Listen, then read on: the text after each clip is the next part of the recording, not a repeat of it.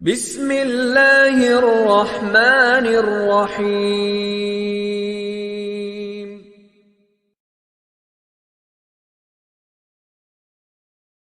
Kiat teman-teman sekalian untuk dekat dengan Allah Subhanahu wa Ta'ala adalah kata kuncinya paksakan ibadah dan paksakan tinggalkan dosa.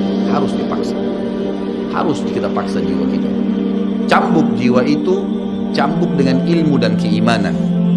Mulai sekarang saya mau on time sholat di masjid, tidak mau ketinggalan apapun konsekuensinya, paksain. Sesuatu kalau sudah dipaksakan dan menjadi sebuah kebiasaan akan enak dikerjakan otomatis. Tapi kalau kita kendor, sesekali saja dikerjakan, maka akan luluh seperti biasa umumnya. Begitu pula dengan dosa, paksain diri untuk tinggalkan. Lihat yang haram, turunkan pandangan. Mau beli sesuatu, tahan tangan itu supaya tidak beli, paksa. Nggak ada masalah kok, tangan kita nggak putus kalau kita nggak beli DVD film yang tidak benar misalnya. Nggak masalah kok, kuping kita nggak copot kalau kita nggak dengar musik misalnya. Alihkan ke Al-Quran, setan goda, lawan. Jangan terus-menerus kendor, imannya seperti kerupuk, sedikit diramas sudah hancur. Ini jangan. Sampai kapan Bapak Ibu mau terus berlale-lale dalam jauh dari Allah SWT? Sementara iman itu levelnya sangat jauh. Makin kental, maka makin terus, sampai para ulama mengatakan kenikmatan iman akan terus dirasakan oleh seorang hamba selama dia terus mendeteksi dirinya dan juga dia berusaha bermuhasabah setiap detiknya. Ini sudah ketaatan bukan? Ini sudah ketaatan bukan? Ada kemaksiatan ditolak sama dia. Harus begitu. Dan harus kita mulai dengan diri kita sendiri dengan cara memaksanya. Gak bisa kan? Kita kalau nggak paksa nggak mungkin. Harus Bapak Ibu sekalian. Orang lain telepon nanti kita atau lihat perubahan, kamu alimnya. Ingat, majelis ilmu seperti ini Bapak Ibu sekalian. Saya sering ulangi kalimat ini. Saya nggak datang jauh-jauh dari rumah saya ke sini untuk menghibur Bapak Ibu cerita dongeng atau hibur Bapak Ibu dulu sini sejam 2 jam. Ini bukan. Ini kita sedang bahas wahyu. Wahyu ini penyampaian dari Tuhan, Allah pencipta langit dan bumi, untuk membawa pada perubahan. Kalau Anda hadir di majelis ilmu dan Anda pulang setelahnya terasa, ya kenapa ya saya kayak merasa ada beban nih, kayak saya merasa bersalah, kadang-kadang kita menangis, itu semua peringatan dari Allah SWT. Ambil, oh ini berarti kebaikan, itu kebaikan, karena Allah mau dengan perasaan itu kita berubah. Ada perasaan untuk berbuat dosa jadi takut karena sudah ada di pengajian, itu tanda keimanan. Termotivasi untuk mengerjakan ibadah, hadir lagi di majelis, iya. Begitu teman-teman lihat kamu alim ya sekarang, iya alhamdulillah, saya sangat bersyukur sama Allah. Jangan malu ucapin itu. Alhamdulillah saya berubah, saya merasa luar biasa, saya bersyukur sama Allah karena Allah masih bisa berikan keselamatan saya sebelum saya meninggal. Mudah-mudahan kamu juga bisa rasainnya keimanan saya. Motivasi dia supaya dia mau ikut. Ini enggak, kamu sekarang alim ya, masa pakai jilbab begitu, kenapa kamu pelihara jenggot, masa azan harus selalu ke masjid. Oh iya, udah sini aja sholat sama saya. Kendor, sholat di rumah. Kendor, ganti lagi kembali jilbabnya jilbab gaul, dan seterusnya. Ini sampai kapan kita mau tergoda nih kira-kira? Waktu terus berjalan. Ingat, setiap peluang ibadah, Bapak Ibu sekalian, ingat, Allah peringatkan Anda dan saya seperti cuma ini, penyampaian, dan kita yang mengubah diri kita. Tidak mungkin saya mengontrol Anda satu-satu di rumah Anda, atau tidak mungkin Allah Subhanahu wa Ta'ala menurunkan tangan dari langit. Tetapi Allah Subhanahu wa Ta'ala memberikan kepada kita penyampaian dan memberikan hati nurani untuk bisa menyentuh hati nurani kita agar kita melakukan, ya, mengerjakannya. Harusnya begitu. Jangan pernah malu untuk berubah menjadi orang lebih baik. Yang malu itu kalau kita menjadi orang lebih buruk. Ingat, peluang-peluang ibadah yang Anda sudah sia-siakan, wallahi Bapak Ibu sekalian, demi Allah Anda akan sesali nanti. Di hari kiamat nyesal, ya Allah, kenapa dulu saya nggak puasa Senin itu ya? Nyesal, ya Allah, kenapa dulu saya nggak sholat tahiyat masjid ya? Saya malah duduk di depan masjid cuma ngobrol-ngobrol. Ya Allah, kenapa dulu saya nggak maksimal bacanya cuma surah pendek ya? Kenapa nggak surah panjang ya? Ini ibadah saja bisa kita sesalin, apalagi kalau dosa, malah lebih parah itu. Menyesalnya luar biasa, tapi gak ada gunanya. Peluang-peluang ibadah yang Anda sudah sia-siakan tidak akan pernah bisa diperbaiki. Gak bisa. Ini tadi kalau ada orang tidak ikut sholat sama kita berjamaah maghrib misalnya, kemudian mereka ikut di pengajian lalu merasa tersentuh, coba ya saya ikut dari awal ya. Memang betul, penyesalan bagus, tapi sudah dicatat dan tidak akan pernah berubah di buku amal. Pada hari itu, jam itu, sholat itu telat, pahalanya beda dengan orang yang awal waktu. Apa yang membuat dia telat? Ya dia sendiri, konsekuensinya. Jangan ya, gitu. Makanya motivasi Nabi SAW sangat banyak untuk mengerjakan sholat di awal waktunya, motivasi untuk di saf pertama, motivasi untuk tidak ketinggalan takbiratul ihram pertama imam. Semuanya itu untuk menjaga hubungan dengan Allah Azza wa Jalla. Jadi untuk dekat dengan Allah harus memaksakan diri dalam ibadah dan harus memaksakan diri untuk meninggalkan dosa. Bagaimana tangganya untuk sampai ke sana? Ilmu, majlis ilmu. Hadir di majelis ilmu seperti ini Bapak Ibu sekalian. Saya bukan mengatakan karena saya menyampaikan, siapa saja di antara teman-teman dai yang sampaikan, semoga Allah ikhlaskan niat kita semua, itu harus dihadiri, harus. Hadiri majelis ilmu akan mengubah kita. Kalau tidak, dengar, bawa Walkman, bawa headset, bisa dengar di HP kita. Sekarang bisa daripada kita nonton, orang banyak habisin pulsanya hanya nonton YouTube hal-hal yang tidak ada manfaatnya. Nonton ceramah tuh, dengarin sambil belanja, sambil macet di jalan, pasang headset di kuping, kemudian kita dengarin ceramah-ceramah itu. Tambah ilmu dengan ilmu, tidak ada kata cukup. Kata para ulama salaf, ilmu itu, ilmu syar'i yang merupakan tangga membawa kita kepada hubungan dengan Allah yang sangat baik. Karena dengan keimanan akan muncul, iman akan muncul dengan ilmu itu. Ya, dia akan memberikan setengah hidupnya dengan cara kita membayar dia dengan seluruh hidup kita. Gak bisa. Seminggu sekali itu gak cukup. Gak cukup. Apalagi ada orang sebulan sekali, apalagi ada orang cuman kalau lagi ada waktu lowong, ini gak bisa. Kita sibuk Bapak Ibu sekalian memberikan makan tubuh kita. Makan makanan, minum, macam-macam variasi, betul untuk fisiknya sehat. Tapi ruhnya kurus, kerempeng, sakit. Itu luar biasa. Tapi kalau kita balik, fisik kita yang biasa, cukup kenyang sudah. Tapi ruh kita berikan kesehatan yang luar biasa. Orang kalau ruhnya yang sehat Bapak Ibu sekalian, semuanya jadi kecil buat dia. Julaibib radhiyallahu anhu, sahabat Nabi itu, saking kecilnya badannya itu sampai diangkat oleh Nabi SAW dengan satu telapak tangan karena kecilnya badannya. Tapi di perang ya Uhud dia bisa membunuh 7 orang kafir. Tidak ada hubungannya dengan kecil badannya, tapi ruhnya kuat, besar.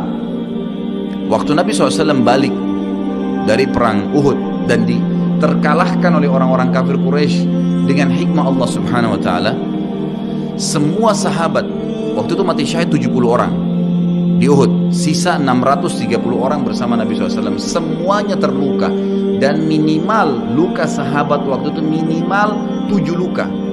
Sabetan pedang, hantaman tombak, sobekan, pokoknya luka semua sahabat.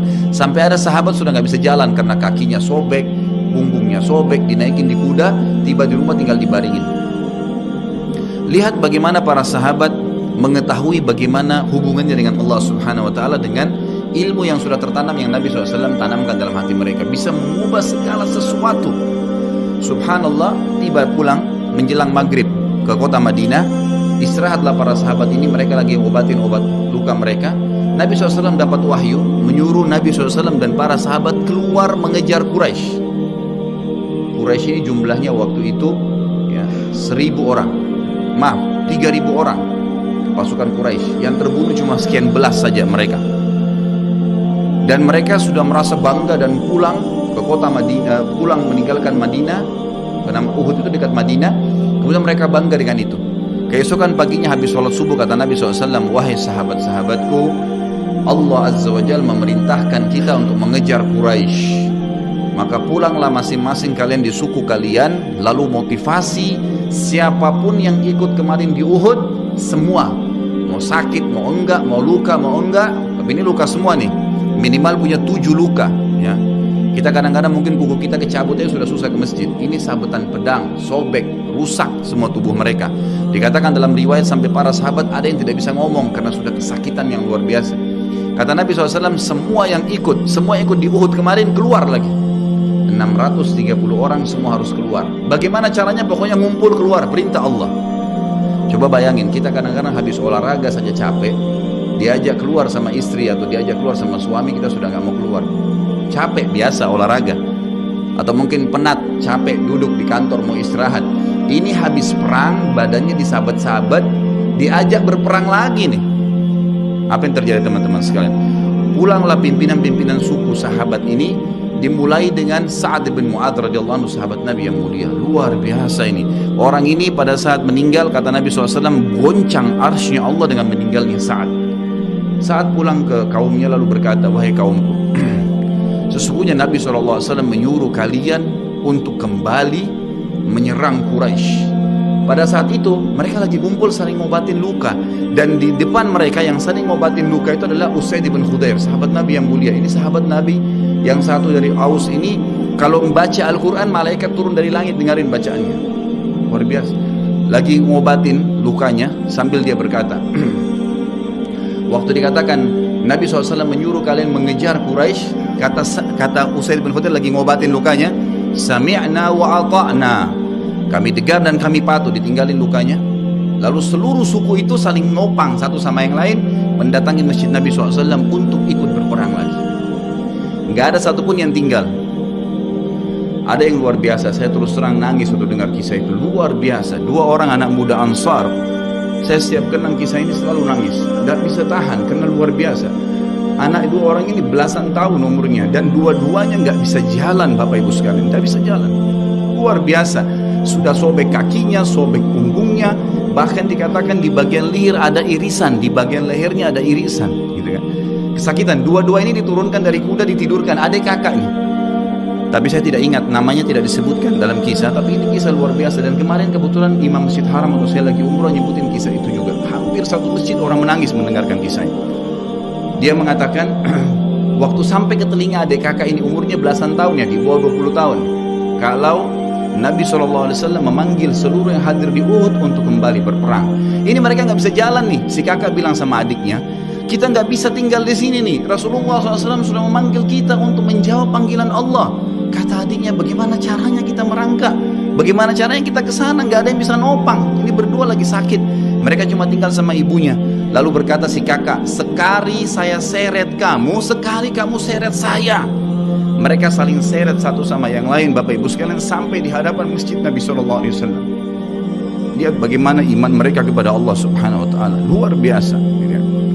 Dan ini tidak bisa kecuali kalau dipaksakan. Kalau tidak dipaksakan nggak bisa. Semoga Allah Subhanahu Wa Taala jadikan kita orang yang selalu memaksakan diri untuk ibadah. Karena kalau tidak, kita nggak paksakan, kita akan mati dalam keadaan konyol dan menyesal, karena tingkatan-tingkatan di surga akan hilang, percuma. Baik, saya bacakan pasal kedua. Adab terhadap Allah Subhanahu Wa Taala. Seorang muslim hendaknya melihat segala sesuatu yang telah diberikan Allah kepadanya dengan tiada terhingga, yakni berupa kenikmatan yang tak terhitung. Terlindungnya dia pada saat menempel di dalam rahim ibunya ketika berupa nutfah atau air mani, menentukan perjalanan hidupnya hingga hari bertemu dengan Rabbnya Allah Azza wa Jal. Hendaknya ia bersyukur kepada Allah atas nikmat itu dengan lisannya, yakni memuji dan menyanjung Allah secara semestinya. Juga bersyukur kepada Allah dengan anggota badan, dengan cara menggunakannya di dalam ketaatan kepada Allah Subhanahu wa Ta'ala. Karena mengingkari nikmat, tidak mengakui kelebihan yang diberikan Allah, mengingkarinya beserta kebaikannya bukanlah termasuk adab kepada Allah. Sebagaimana Allah berfirman dalam surah An-Nahl ayat 53, A'udzubillahi minasyaitonirrajim. Wa ma bikum min ni'matin faminallah. Dan apa saja nikmat yang ada padamu maka itu dari Allah datangnya. Dalam surah An-Nahl ayat 18 Allah berfirman, A'udzubillahi minasyaitonirrajim, wa in ta'uddu ni'matallahi la tuhsuha. Dan jika kalian menghitung-hitung nikmat Allah maka kalian tidak akan mampu untuk menghitungnya. Begitu banyak nikmatnya Allah, Bapak Ibu sekalian. Kita berbuat maksiat, pelanggaran-pelanggaran, tapi Allah masih bisa memberikan kita oksigen gratis, cahaya masih bisa ditangkap oleh mata kita, telinga kita masih bisa menangkap suara sehingga mengetahui apa yang diinginkan oleh kita. Setelah bertahun-tahun berbuat dosa, dengan taubat kepada Allah, Allah bisa ampuni. Itu luar biasa. Nikmat Allah tidak bisa terhitung. Rugilah orang-orang yang tidak menyembah Allah Subhanahu wa Ta'ala. Dan kalau seandainya, kata Ibnu Taimiyah rahimahullah, orang-orang yang bermaksiat kepada Allah itu tahu bagaimana nikmatnya keimanan yang ada dalam hati kami ini, sehingga kami bisa menangis dan kami bisa merasakan dekatnya dengan Allah, bahkan merindukan surga dan selalu merasa diri jauh dari neraka, maka niscaya mereka akan membelah dada-dada kami dan mengambil keimanan itu, karena mereka tidak akan pernah merasakannya. Keimanan akan membuat makanan sederhana menjadi mewah, tidur di tempat yang biasa akan menjadi nyaman, bahkan cobaan seberat apapun menjadi kecil buat kita karena keimanan kepada Allah Subhanahu wa Ta'ala. Dan itu sebuah nikmat, itu hanya bisa dirasakan kalau kita betul-betul memaksakan diri beribadah kepada Allah Subhanahu wa Ta'ala. Allah berfirman dalam surah Al-Baqarah 152 dalil selanjutnya, A'udzubillahi minasyaitonirrajim. Fadhkuruni adzkurkum washkuruli wala takfurun. Ingatlah selalu aku, kata Allah. Selalulah berzikir, selalulah patuh, selalulah kerjakan ketaatan-ketaatan. Nikmatilah yang halal, jauhilah yang dilarang, maka aku akan ingat kepada kalian. Bayangkan kalau seorang presiden mengingat kita, bagaimana bangganya kita disebut-sebut nama kita di hadapan orang-orang yang di sekitarnya. Bagaimana dengan Allah pencipta langit dan bumi yang mengingat kita. Dan bersyukurlah kepadaku dan jangan kalian mengingkari nikmat-nikmatku. Oleh karena itu, tidaklah beradab jika seseorang lari kepada sesuatu yang tidak memiliki tempat pelarian, bersandar kepada yang tidak memiliki kemampuan apapun, serta bertawakal kepada yang tidak mempunyai daya dan kekuatan. Allah subhanahu wa ta'ala berfirman dalam surah Hud ayat 56, A'udzu billahi minasyaitonir rajim. Ma min dabbatin illa huwa akhidhun binasiyatiha. Tidak ada sesuatu atau tidak ada suatu binatang pun melainkan dialah yang memegang ubun-ubunnya. Allah subhanahu wa ta'ala memegang semuanya. Harimau pun yang buas. Demi Allah Bapak Ibu sekalian, kalau anda minta kepada Allah, tidak akan bisa menerkam anda. Pasti itu. Api pun tidak membakar Nabi Ibrahim alaihissalam karena memohon kepada Tuhannya api itu. Semuanya bisa berubah dengan hubungan kepada Allah subhanahu wa ta'ala. Ini kekuatan yang luar biasa ini. Seseorang kan sangat tenang hidup dimanapun asal dia jaga hubungannya dengan Allah subhanahu wa ta'ala. Dalam surah Zariyat ayat 50 Allah subhanahu wa ta'ala berfirman, A'udzu billahi minasyaitonir rajim. Fafirru ila Allah inni lakum minhu nadhirun mubin. Bersegeralah kalian kembali kepada Allah, taatilah Allah. Sesungguhnya aku sebagai pemberi peringatan yang nyata dari Allah subhanahu wa ta'ala kepada kalian. Nabi SAW mengingatkan orang-orang Mekah pada saat mau turun ayat ini.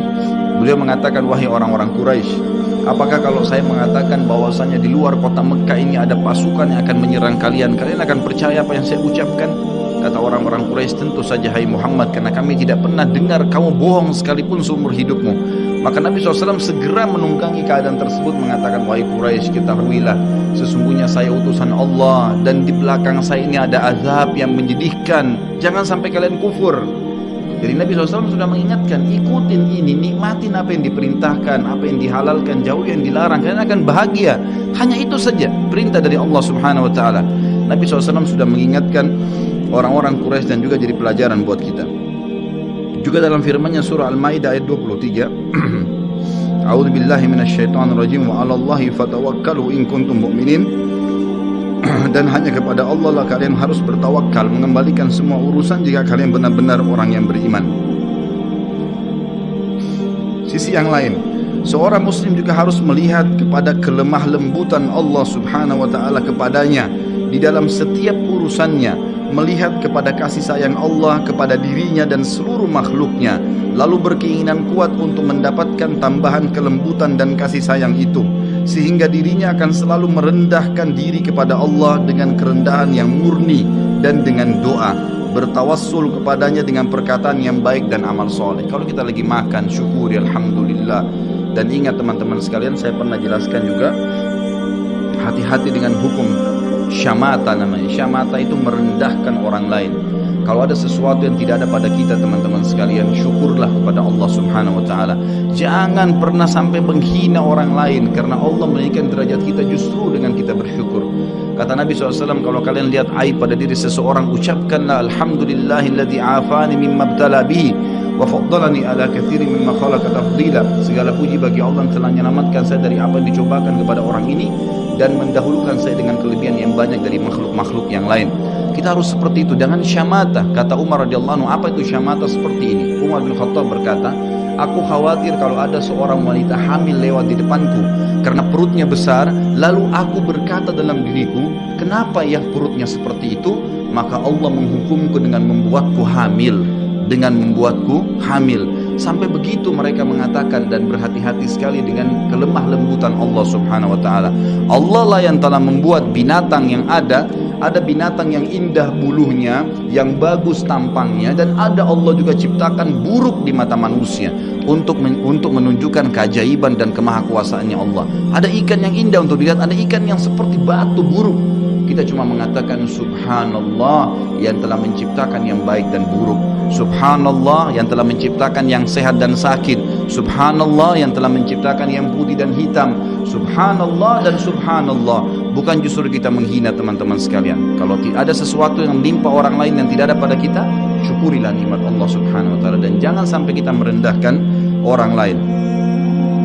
Ini semua merupakan adab, kata beliau, terhadap Allah yang menguasainya. Maka bukanlah orang yang beradab orang yang berputus asa dari mencari tambahan rahmatnya yang luas, meliputi segala sesuatu, berputus asa dari kebaikan Allah yang tak terhingga, yang mencakup seluruh alam semesta ini, serta kelembutannya yang tercurah untuk segenap makhluk. Allah subhanahu wa ta'ala berfirman di dalam A'raf 156, A'udzu billahi minasyaitonir rajim, wa rahmati wasi'at kulla syai', dan rahmatku meliputi segala sesuatu. Kata ulama tafsir, hewan pun kalau yang buas kemudian dia menerkam mangsanya lalu dia meminta maaf kepada Allah, maka rahmatnya Allah akan meliputinya. Seseorang membunuh orang lain pun, sebagaimana masuk dalam sebuah hadis, Allah tertawa melihat dua orang yang saling membunuh, kemudian dua-duanya masuk surga. Lalu para sahabat bertanya, ya Rasulullah, bagaimana ceritanya dua orang itu? Kata Nabi SAW, yang satunya mukmin, yang satu kafir. Lalu kemudian si kafir membunuh si mukmin di kancah peperangan, mati syahid dah si mukmin tadi. Berjalan waktu, si kafir mendapatkan hidayah, akhirnya juga masuk Islam, dan dia berperang lalu dibunuh oleh orang kafir yang lain. Orang mukmin yang pertama terbunuh dengan orang kafir yang akhirnya masuk Islam juga terbunuh di kancah peperangan, dua-duanya masuk surga, dan Allah menyambutnya dengan rahmatnya. Allah tersenyum dan tertawa dengan dua orang ini. Jadi dengan kemahalembutannya Allah subhanahu wa ta'ala. Dalam surah Asy-Syura ayat 19 dikatakan juga, A'udzubillahi minasyaitonirrajim, Allahu latifun bi'ibadi. Allah itu maha lembut terhadap hamba-hambanya. Makanya dalam hadis yang lain dikatakan, ma nazala linu fi syai'in illa zana. Tidak ada sesuatu dikemas dengan kelemah lembutan kecuali akan menghiasinya. Dikatakan Allah latif, Allah itu lembut, yuhibbul lutf, dia suka dengan kelemah lembutan, gitu kan. Wa ma nuzi'a min syai'in illa syana. Tidak ada sesuatu diangkat darinya kelemah lembutan kecuali akan merusaknya. Tidak ada manfaatnya mencak-mencak, marah-marah tuh, emosi habisin waktu-waktu, kecuali dalam pelanggaran agama saja. Tapi kalau bukan pelanggaran agama, maka jangan, tidak perlu semua. Dikatakan dalam hadis Bukhari, Nabi SAW kalau berhubungan dengan hak beliau urusan dunia, semuanya ditoleransi. Tapi kalau sudah berhubungan dengan hak Allah subhanahu wa ta'ala, barulah beliau tegas. Ya, ini sifat Nabi Muhammad SAW. Kita baca dua ayat lagi baru kita tutup. Sudah masuk waktu. Surah Yusuf ayat 87, A'udzu billahi minasyaitonir rajim, la tai'asu min rauhillah. Janganlah kalian putus asa dari rahmat Allah. Sebagaimana hadis tentang orang yang membunuh 99 jiwa, kemudian dia datang kepada seseorang abid, orang ibadah tapi tidak punya ilmu. Apakah Allah masih akan ampuni saya? Dia mengatakan tidak mungkin. Kamu membunuh 99 jiwa, lalu kemudian dia membunuh orang itu, kata Nabi SAW, digenapkan 100. Kemudian dia menemui seorang yang alim, lalu dia bertanya, apakah Allah masih ampuni saya dengan 100 orang yang sudah saya bunuh? Maka kata Nabi SAW, kata orang tersebut, tentu saja Allah rahmatnya telah meliputi segala satunya, Allah akan terima taubatnya. Maka dia bertaubat. Pada saat dia bertaubat orang tersebut kepada Allah SWT, lalu dia mau pulang setelah bertaubat, lalu dia meninggal tengah jalan. Kata Nabi SAW, Allah mengutus dua malaikat, satu malaikat rahmat, satu malaikat azab. Malaikat rahmat akan membawa ruhnya yang memperlihatkan taman dari taman surga, dan malaikat azab memperlihatkan lubang dan lubang neraka. Maka datanglah malaikat yang ketiga menghakimi di antara keduanya, lalu kemudian malaikat ini mengatakan, yang datang ketiga yang menghakimi dua malaikat yang sedang memperebutkan orang yang tadi baru taubat ini, ukurlah jejak kakinya. Maka diukur, ternyata jalan menuju ke tempat taubatnya itu lebih satu jengkal kaki, ya, satu jengkal kaki saja. Maka dengan itu Allah masukkan dia ke dalam surga. 100 jiwa sudah dibunuh, teman-teman sekalian. Ini bukan main-main. Dosa yang sangat besar, tapi rahmat Allah sangat luas. Az-Zumar ayat 53 kata Allah subhanahu wa ta'ala juga, A'udzu billahi minasyaitonir rajim, wa la taqnatu min rahmatillah. Jangan pernah putus asa dari rahmat Allah subhanahu wa ta'ala. Paragraf terakhir yang saya bacakan, nanti insya Allah kita lanjutkan setelah sholat ba'diyah isya. Seorang muslim harus melihat bagaimana dahsyatnya siksaan Rabbnya. Allah SWT maha lembut, tapi jangan lupa Allah azabnya sangat pedih. Seorang muslim harus melihat bagaimana dahsyatnya siksaan Rabbnya, kerasnya azab dan kecepatan hisabnya. Kalau datang seketika, gitu kan, dan tidak ada yang bisa bendung, sehingga dia bertakwa atau takut kepadanya, menjaga diri terhadapnya, serta meninggalkan segala kemaksiatan. Maka ini pun merupakan bentuk adab kepada Allah, sehingga tidaklah seseorang itu beradab menurut orang-orang yang berakal apabila ia menentang Allah dan berlaku aniaya atau zalim. Padahal ia seorang hamba yang lemah, namun justru menentang Rabb yang maha perkasa lagi maha kuasa, maha kuat lagi maha perkasa. Dan Allah berfirman dalam surah Ar-Ra'd ayat 11, A'udzu billahi minasyaitonir rajim, wa idza aradallahu biqaumin su'an fala maraddalah wa ma lahum min dunihi min wal. Dan apabila Allah menghendaki keburukan terhadap satu kaum, maka tidak akan pernah ada yang bisa menolaknya, dan sekali-kali tidak ada pelindung bagi mereka selain Dia. Kalau Allah sudah menghancurkan, maka tidak akan pernah ada yang bisa membendung. Juga dikatakan dalam surah Al-Buruj ayat 12, A'udzu billahi minasyaitonir rajim, inna batsya rabbika lasyadid. Sesungguhnya azab Rabbmu benar-benar keras. Jadi teman-teman, jangan tantang Allah. Kalau Anda buat dosa, lindungi, tutupilah dan bertaubat kepada Allah. Jangan tantang, nggak mungkin lah, masa Allah haramin, ya sudah diolok-olok orang yang berbuat ketaatan, ini berbahaya. Karena kalau datang azabnya Allah, Bapak Ibu sekalian, menyakitkan sekali, sangat luar biasa. Saya sarankan juga Anda bisa ya melihat di YouTube azab-azab Allah, itu akan banyak cuplikan yang orang-orang memang kena kutukan dari Allah Subhanahu wa taala. Bisa mudah-mudahan menambah iman kita. Ayat yang terakhir adalah surah Al-Imran ayat 4 yang bunyinya, A'udzu billahi minasyaitonir rajim, wallahu azizun dzuntiqam. Allah itu maha perkasa, maha mulia, dan Allah mempunyai balasan siksaan yang sangat keras. Ingat, Allah memang maha pengampun, tapi Allah juga dari sisi lain azabnya sangat keras. Maka harus hati-hati Bapak Ibu sekalian dalam menjaga hubungan dengan Allah Subhanahu wa taala. Nanti kita lanjutkan lagi dengan yang tersisa setelah salat ba'diyah insyaallah. Subhanakallahumma wa bihamdika asyhadu an la ilaha illallah astaghfiruka wa atubu ilaik. Wassalamualaikum warahmatullahi wabarakatuh.